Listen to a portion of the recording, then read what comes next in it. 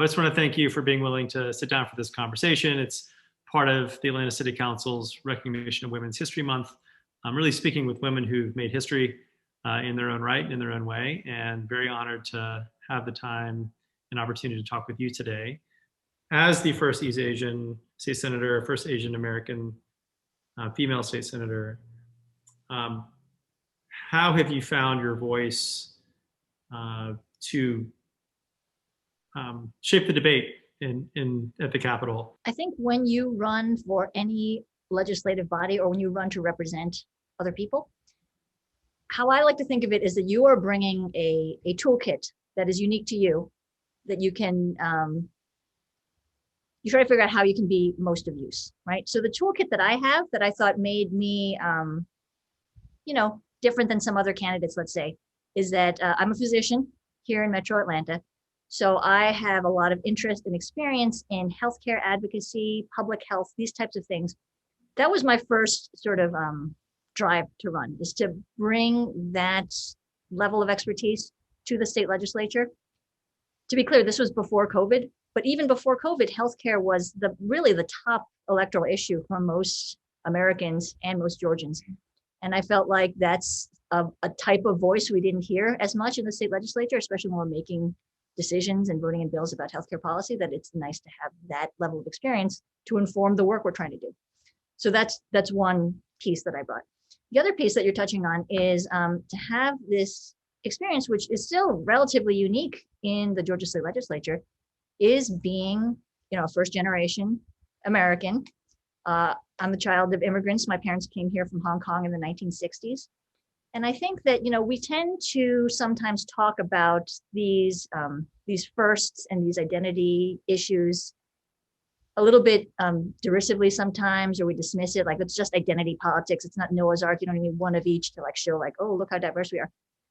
That's it. I think that we need to respect the value that these experiences bring. And these values that people bring from these different life experiences are not anything you can learn about or know except through lived experience, right? You can't read about it in a book. You can't go to school for these types of things. So, and the people we represent have these similar experiences to us, right? So I find that being here in the state legislature now, you're at an interesting part of the Venn diagram because you represent a lot of different interest groups, public health, which is obviously pretty useful these days. I represent my community being, from a family of immigrants, being East Asian.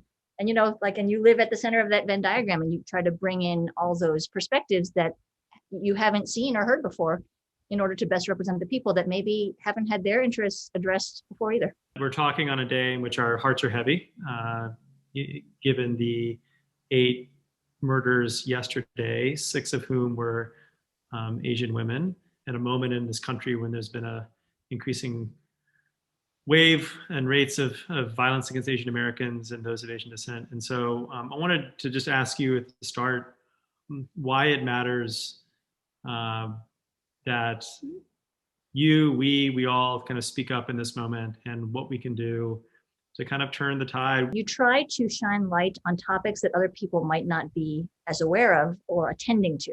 And that's actually what I was trying to do this past Monday when I went to the well and went to speak about the rising incidents of Asian American discrimination and violence nationally. Now, this was before the incident in Atlanta. It was actually literally the day before.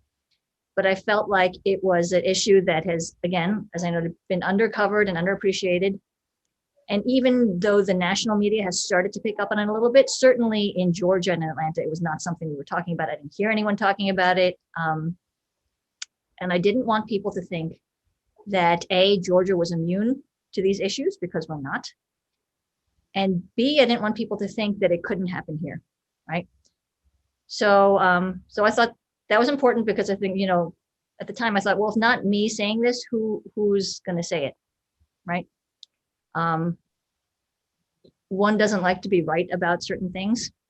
I don't relish that the timing of it was so proximate to having this horrible tragedy occur literally the day after, with these mass shootings and the senseless death and injury that resulted from that. But I think that having that framing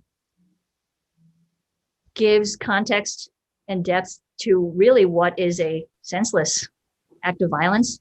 And it maybe helps other legislators who maybe wouldn't have thought as hard about it, think a little bit harder about it now and think about solutions. But I do appreciate you spending the time to talk about these issues. I think it's really important, and I'm honored to be able to spend that time with you. Thanks for carving it out for me. Thank you very much, Senator Al.